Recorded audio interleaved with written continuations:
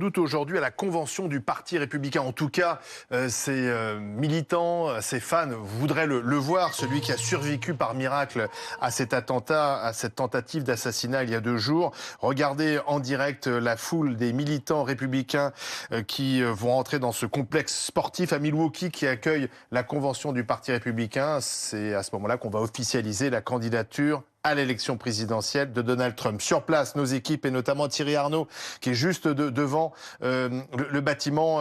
Bonsoir Thierry. La seule question que tout le monde se pose sur place, c'est va-t-on voir le miraculé ? Et on va le voir évidemment.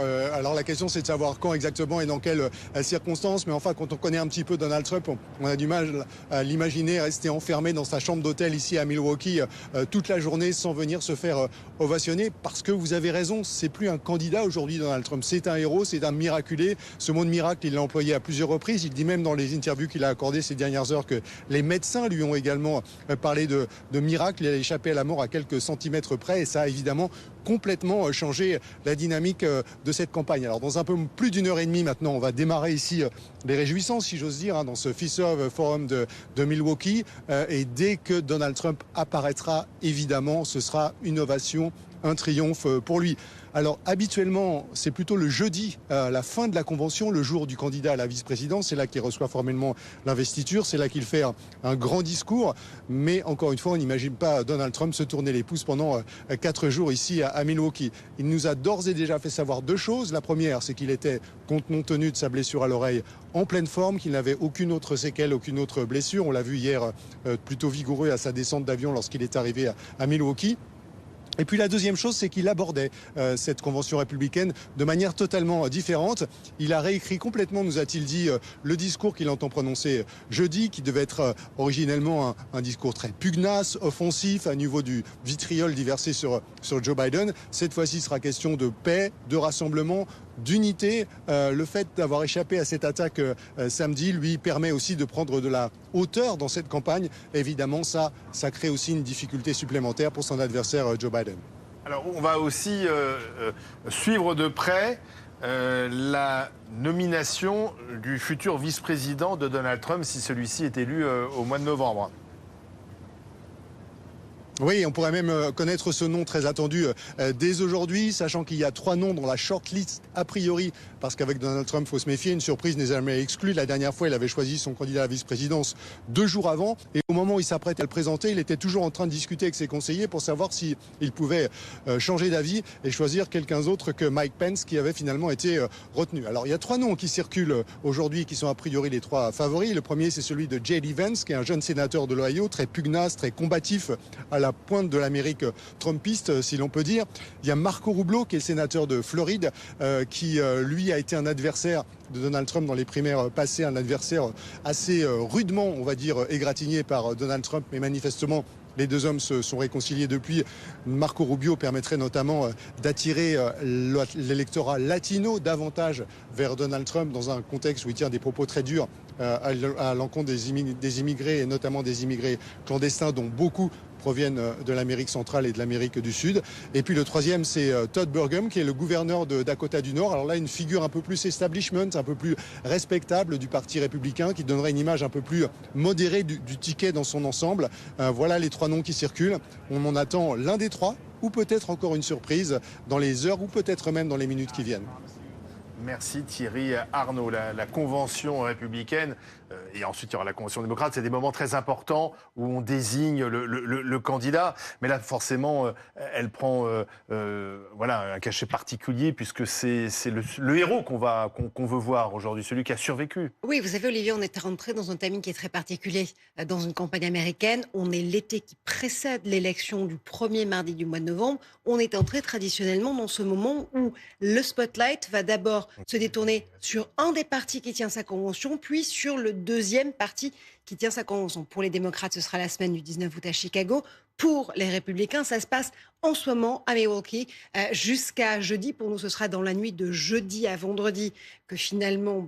on verra ce sacre de Donald Trump avec ce discours où il va accepter la nomination de son parti. Et dès aujourd'hui, on devrait savoir quel est le nom qui figurera à ses côtés sur ce ticket pour une campagne de réélection de Donald J. Trump. Il est sûr que depuis la nuit de samedi à dimanche qu'on vient de vivre, on est entré dans une autre partie aussi de campagne. On est passé finalement d'une campagne qui était assez hystérique et hystérisée à une campagne historique. Cette image, celle qui est derrière vous en ce moment, celle d'un Donald Trump qui a le poing levé avec ses tracés de sang qui coulent de son oreille jusqu'à sa bouche, c'est l'image qu'on va retenir et qui fera date. C'est celle qui dit I'm fighting. Et je combats, je me bats et même après une tentative d'assassinat sur ma personne, je me relève et j'emporte l'ensemble des électeurs américains avec moi dans ce combat. C'est important parce que si aujourd'hui le couple Trump, puisque c'est la première fois qu'on a eu des nouvelles de Melania Trump depuis des semaines, depuis des mois, presque des années, puisque ça faisait très longtemps qu'on n'avait pas entendu l'ex-première dame s'exprimer, et notamment en faveur de son mari, on a des accents qui sont quasiment obamaïens, si vous me permettez l'expression.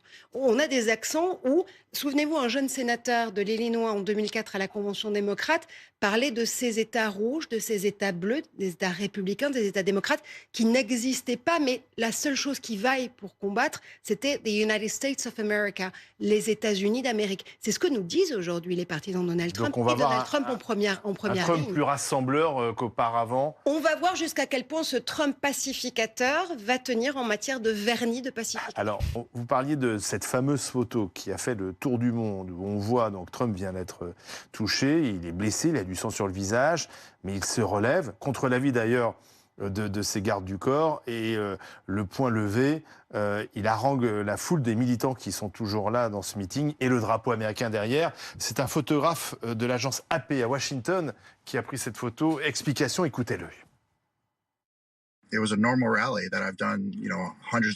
C'était un meeting normal, comme j'ai pu en faire des centaines d'autres.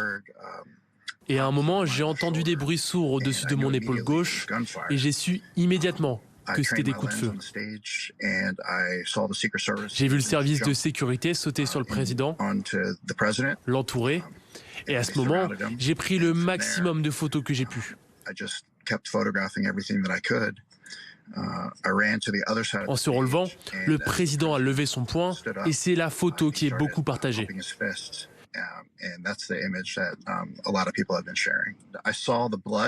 J'ai vu le sang, mais je ne savais pas s'il était touché. J'étais conscient de ce qu'il se passait, mais dès qu'il est tombé à genoux, j'ai tout de suite compris ce qui était en train de se jouer. Mon travail en tant que photographe est de montrer le monde à travers mon œil. J'ai essayé de montrer ce qui était en face de moi, de vous emmener là où j'étais. Je vous laisse décider. Je ne pense pas à ce genre de choses. Je voulais juste montrer ce qu'il était en train de se passer.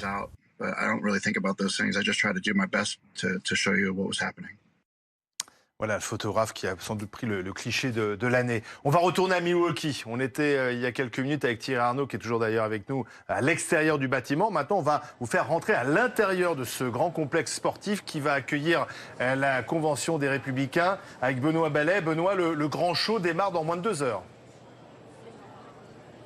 Oui, regardez tout autour de moi cette immense arène qui peut accueillir jusqu'à 20 000 personnes. On voit donc en bas, tout autour de cette moquette rouge, il y a déjà des signes, des pancartes au nom de Donald Trump qui sont disposées sur les sièges. Vous voyez également cette estrade assez impressionnante avec ces marches au néon rouge. Il y a aussi évidemment beaucoup de drapeaux américains et puis ce pupitre où vont se succéder les différents intervenants républicains avec le grand moment attendu. C'est jeudi soir, le discours d'investiture de Donald Trump. Et je sais pas, on va essayer de vous montrer avec Marjorie Marcillac.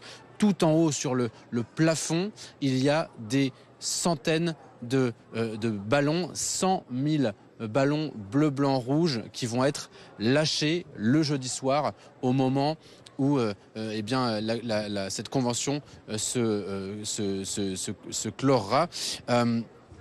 Véritablement une grand-messe pour les républicains 4 jours donc de fête, 50 000 personnes attendues. Pour organiser tout ça, il a fallu lever à peu près 85 millions de dollars. Vraiment, ce sont des chiffres qui donnent le tournis. Et vous voyez également tous ces médias américains qui sont déjà là, qui sont déjà à l'antenne comme nous en ce moment et qui vont faire vivre toute cette convention sur l'ensemble des chaînes de télévision américaines. C'est tout un pays, toute une scène politique qui va être tournée véritablement vers Milwaukee dans le Wisconsin pendant ces 4 jours.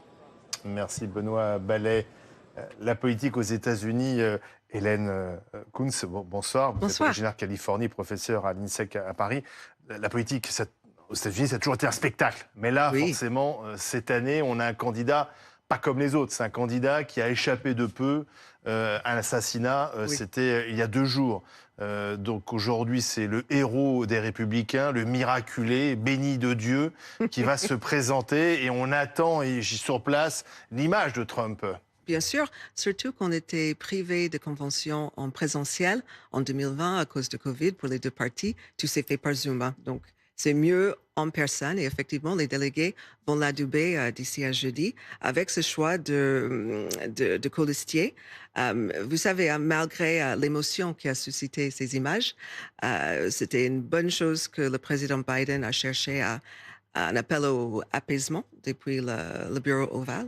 D'une part, et puis ça n'efface pas que la profession de foi des républicains reste relativement, tout à fait problématique en termes pour le pays. Et je ne sais pas si on sait beaucoup, mais c'est Lara Trump, donc c'est la belle-fille de Donald Trump qui a repris le parti. Donc il a la même. Alors regardez la photo qu'elle a postée justement, la belle-fille de Donald Trump, Lara Trump, sur Instagram. Où on voit Donald Trump qui est carrément là béni par Dieu. Mais parce que c'est très important, ce cliché, dans un pays où les évangélistes, notamment, ont un rôle considérable dans le choix aussi des candidats, notamment du côté des Républicains. Oui, mais en fait, cette branche de nationalisme chrétienne demeure toutefois contestée. Je comprends, il y a une très grande émotion dans sa famille et sur ses proches, sur son survie. C'est tout à fait normal, on entend tout à fait. Mais nous avons toutefois l'attachement à un pays neutre et il est difficilement entendable que ça bascule sur le parti politique qui s'applique à tout le pays. Alors, on va donner la parole avant d'écouter Amandine Atalaya, qui habituellement parle de politique française, mais qui a travaillé aux États-Unis, donc il connaît bien les élections américaines. Nous sommes avec Fabrice Rousselot, le directeur de la rédaction de Conversation et ancien correspondant aux États-Unis. Est-ce que Donald Trump a déjà finalement gagné ces élections américaines ? Je ne dirais pas ça, parce que les campagnes américaines se jouent en plusieurs temps. Et c'est vrai que là, il y a un temps important. Je pense que là, c'est la semaine de Donald Trump. On le voit. Cette image, en effet, est déjà iconique. Elle a été récupérée pour ses t-shirts. Mais plus que ça, elle a été récupérée par le Parti républicain qui, sur les réseaux sociaux, ont mis cette image avec ce message « Fear not ». Et « Fear not », je le traduirais plus par « N'ayez plus peur ». D'une certaine manière, c'est « N'ayez plus peur, je vais vous protéger. Je viens d'échapper à un attentat et désormais, je vais vous protéger ». Donc, on est dans une semaine qui va être une semaine clairement de consécration de Donald Trump, avec un élément important, c'est que justement, peut-être va-t-il faire un message qui va tendre plus vers l'unité que vers les divisions, alors que quand même c'est un président qui a énormément divisé quand il était là en 2016 et qui depuis a refusé notamment de reconnaître la présidence de Joe Biden. Donc peut-être qu'on aura ce message-là. Donc en fait, c'est un Donald Trump qui va devoir changer. D'ailleurs, il a dit lui-même que son discours sera forcément très différent après ce qui lui est arrivé. Donc c'est un Donald Trump qui va jouer les rassembleurs. C'est vrai qu'on n'a pas l'habitude de le voir dans ce rôle-là, mais par rapport à ce qu'il a vécu, et jouer l'apaisement, ce qui peut d'ailleurs qui enlève peut-être aussi une arme électorale à Joe Biden, parce que Joe Biden veut aussi appeler au calme. Mais tout à fait. Peut-être que Donald Trump est mieux placé. On va voir si ça va durer et le temps que ça va durer. Ce qui est clair, c'est que ça va permettre notamment à Donald Trump de ramener les républicains modérés. On l'a un peu oublié, mais il y avait un petit problème quand même avec les républicains modérés, dont certains disaient ouvertement depuis quelques mois ou quelques semaines qu'ils n'étaient pas sûrs qu'ils allaient se prononcer pour Donald Trump. Là, il a l'occasion de rassembler tout ce monde-là. Et puis c'est vrai que Joe Biden est dans une position compliquée, on le sait, avec son débat raté. Et lui va être obligé de faire attention à ce qu'il dit. Alors, il y aura un temps pour la Convention démocrate à partir du 19 août. On verra bien quelles sont les armes de Joe Biden. Mais il est sûr que là, Donald Trump a cette espèce d'aura divine un peu. Et je voyais la photo que vous montriez tout à l'heure qui a été mise en avant par Lara Trump.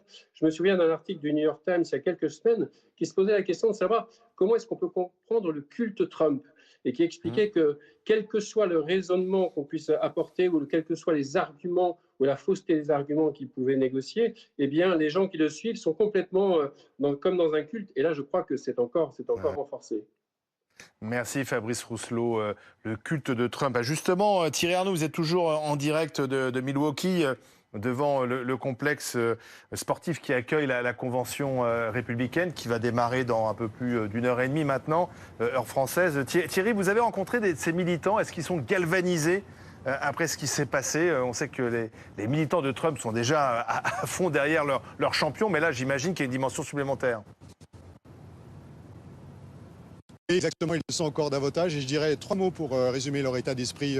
Le premier, c'est le soulagement, évidemment. On sait qu'il a échappé à la mort de très peu, à quelques centimètres près. Le deuxième, c'est la fierté. On est fier du candidat et de sa réaction. La façon dont, vous le disiez il y a quelques minutes, la façon dont c'est lui qui lève... Bon, attendez Thierry, ça passe plus. Alors on va essayer de réparer tout ça et on va reprendre dans un instant en direct des États-Unis avec toujours ces images du complexe à l'intérieur, là où la convention du Parti républicain va commencer dans moins d'une heure et demie, je disais, à Milwaukee. Et on espère sur place voir Donald Trump.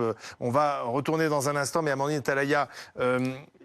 Finalement, pour Donald Trump, il y a ce qui s'est passé, et c'est un miracle qu'ils sont encore en vie samedi. Et puis en plus, il a appris tout à l'heure qu'il obtenait une nouvelle victoire judiciaire, puisque la juge qui s'occupait de cette affaire de rétention de documents classifiés a décidé d'annuler la procédure.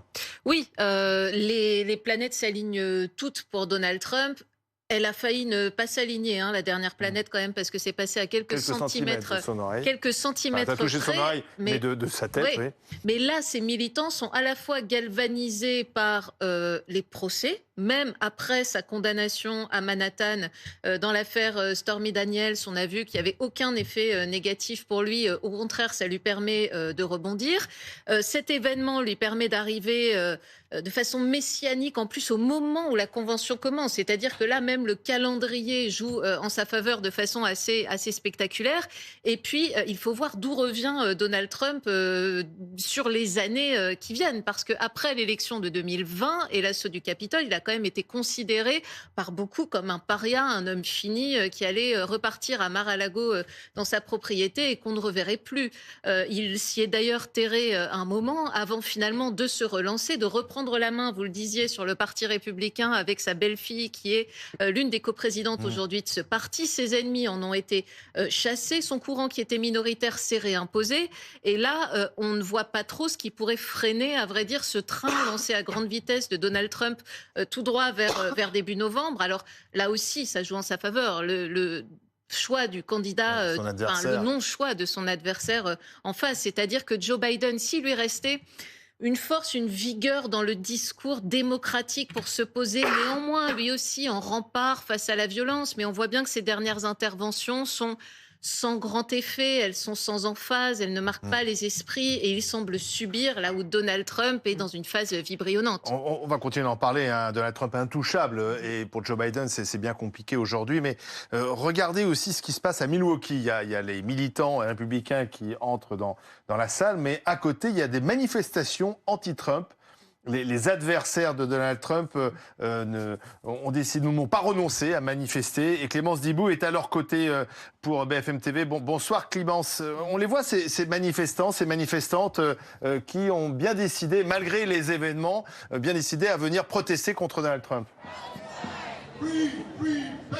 et de faire du bruit juste en face du congrès où doit se tenir la convention républicaine qui est juste là. Évidemment, c'est bien symbolique d'avoir choisi ce square en plein Milwaukee. Ça donne beaucoup de décibels. Il y a des discours, vous le voyez ici. Et alors, ce qu'on constate, ce qui nous a tout de suite marqué avec Philippine David, eh bien, c'est toutes les causes agglomérées. On parlait tout à l'heure avec le porte-parole de cette marche.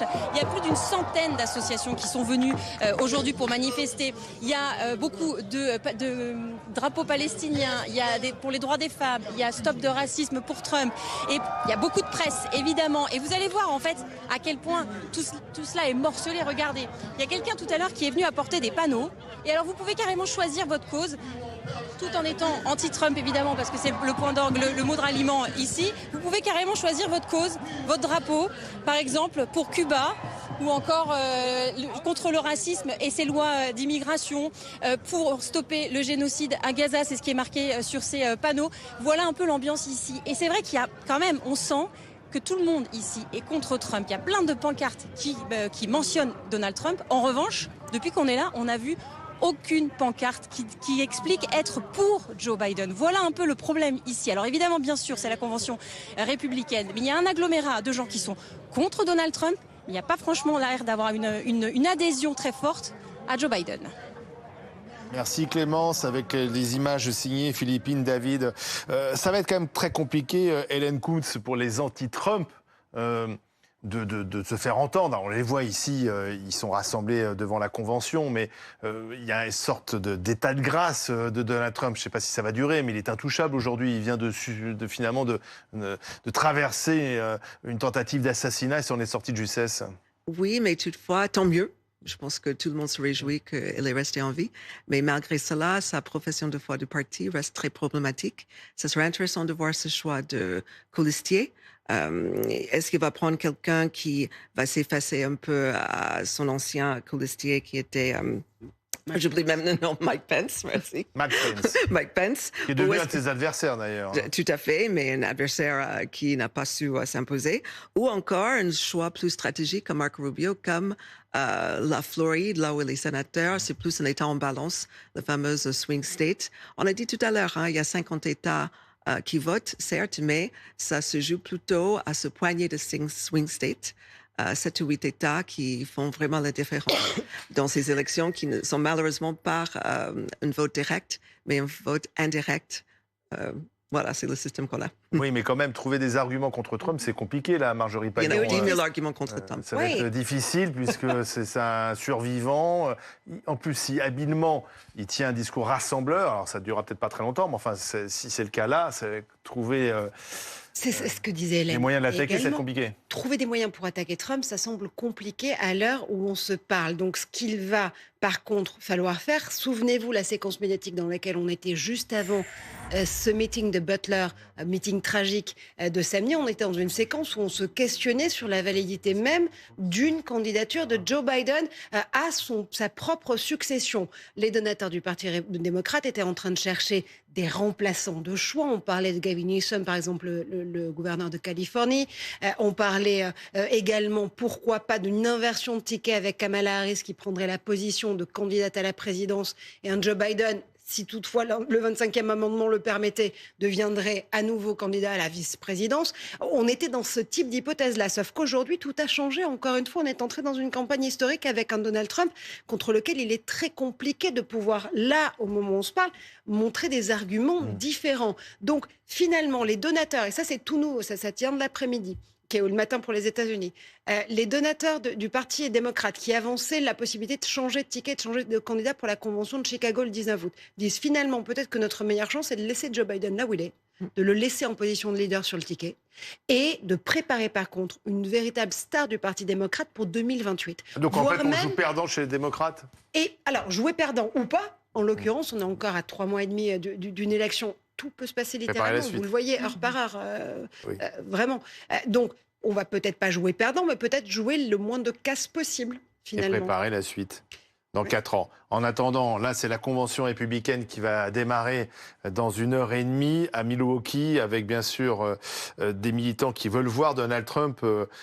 Comment est-il, même physiquement? Est-ce qu'il y a encore des stigmates de sa blessure à l'oreille d'il y a 2 jours? Et puis, il y a aussi l'enquête qui se poursuit sur celui qui a tiré sur l'ancien président américain. Que sait-on de Thomas Matthew Crooks? Pas grand-chose, l'homme a 20 ans. C'est un solitaire, en tout cas. Regardez, écoutez surtout le portrait qu'en fait l'un de ses anciens camarades de classe. Je n'ai eu aucune interaction avec lui, mais il était comme un enfant qui était toujours seul. Il était toujours victime d'intimidation. Tous les jours, c'était un solitaire. Je veux dire, il s'asseyait seul pour déjeuner. C'était juste un paria, et vous savez comment sont les enfants de nos jours.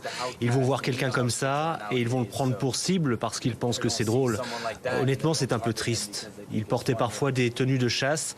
Il portait toujours un masque, même après le Covid. Il portait un masque. Je crois qu'il faisait partie de l'équipe de tir. Voilà, on a un jeune homme qui était seul, harcelé, en tenue de chasse régulièrement et qui aimait le tir. Voilà le portrait qui se dessine. Pour l'instant, pas de motivation politique. Enfin, en tout cas, les enquêteurs épluchent, j'imagine, ses réseaux sociaux, chez lui, retrouver des documents qui pourraient expliquer ce qui s'est passé. Alors, ce qu'on sait, c'est que le FBI a en sa possession les téléphones et les ordinateurs de ce jeune homme de 20 ans. Ils sont en train, évidemment, à Quantico, la base du FBI, de les éplucher, de les passer au peigne fin, c'est le cas de le dire. Ce qu'on sait aussi, c'est qu'une vidéo où Thomas Matthew Crooks semblait défendre finalement le Parti démocrate et être plutôt anti-républicain, a circulé les heures qui ont suivi la tentative d'assassinat sur Donald Trump sur des plateformes sociales. On sait désormais que cette vidéo était un fake, donc il ne faut surtout pas en tenir compte en l'occurrence. L'hypothèse sur laquelle semble travailler le FBI aujourd'hui, c'est celle de l'ennemi de l'intérieur, le terroriste domestique. Et ça, c'est une rhétorique qui... L'ennemi de l'intérieur, c'est l'Américain qui est contre le système, contre ses représentants. Absolument. Il y a déjà eu des faits dramatiques commis par ces terroristes domestiques, c'était ces ennemis de l'intérieur. Souvenez-vous, en 1995, l'attentat d'Oklahoma City de Timothy McVeigh, où plus de 160 personnes avaient perdu la vie. C'est un bombardement absolument dramatique qui s'est tenu dans ces années 90 aux États-Unis. Il y avait déjà cette rhétorique de cet ennemi qui pouvait justement développer des thèses antidémocratiques et porter atteinte aux États-Unis d'Amérique. Ça, c'est la crainte, Hélène, je pense que je ne me trompe pas, c'est la crainte absolue des services secrets américains, l'ennemi qu'on n'aurait pas su voir parce qu'il venait de nos rangs. Nous avons un exemple encore récent qui était les attaques du 6 janvier, n'est-ce pas? Ça aussi, pour beaucoup, sont qualifiables de terroristes domestiques. Ce jeune homme instable qui a pu procurer une arme si aisément, c'est aussi représente la politique laxiste des républicains américains vis-à-vis de le port d'armes. Oui, mais étonnamment, les démocrates ne relancent pas la polémique sur la vente d'armes. Là. Pas sur ce coup-là, parce que ça serait indécent, on a un blessé, on essaie de faire de l'apaisement. Mais toutefois, dans le premier mandat de Donald Trump, l'une des premières lois qu'il a signées, c'était rendre plus facile le procurement des armes à feu, même pour des personnes avec des maladies mentales avérées. Donc, malgré les tueries en masse qui ne cessent jamais, et malgré cet événement, toutefois, je suis étonnée que mes compatriotes républicains ne voient pas dans leur propre politique aussi cette difficulté-là. Oui, mais parce que les Américains sont pour le port d'armes. C'est pas un sujet polémique. C'est un énorme sujet polémique. Mais aucun démocrate n'a réussi à revenir là-dessus. On n'arrive pas parce qu'il y a des lobbies très forts avec les fabricants d'armes et la NRA. En tout cas, ce qui est intéressant, c'est que les tueries de masse aux États-Unis, c'est pas toujours des motivations politiques. Quand on voit ces tueries, notamment dans les écoles d'université, c'est parfois des jeunes hommes qui sont instables psychologiquement, qui voulaient se faire connaître, qui ont des fascinations pour les armes à feu. Oui, et qui sont donc extrêmement difficiles à détecter parce que avant le passage à l'acte, rien ou presque ne l'annonce. D'autant plus qu'ils sont renfermés, parlent assez peu à leurs amis, parlent assez peu à leur famille et ont un basculement psychologique extrêmement soudain. Et ce jeune homme n'a que 20 ans. Et d'ailleurs, on est bien en peine. Ça dit tout de son parcours. 24 heures après, d'avoir vraiment des témoignages sur qui il est. On a du mal à trouver des proches. On a du mal à savoir ce qu'il pensait politiquement. Donc ça rend cet événement d'autant plus incongru. Tout est étrange de toute façon. On revoit les images, la proximité du bâtiment. Et notamment les failles dans la sécurité. Les failles dans la sécurité sont spectaculaire et c'est pour ça qu'il sera bon qu'une enquête impartiale fasse la vérité avant que les théories les plus folles là aussi n'émergent. Elles ont déjà émergé.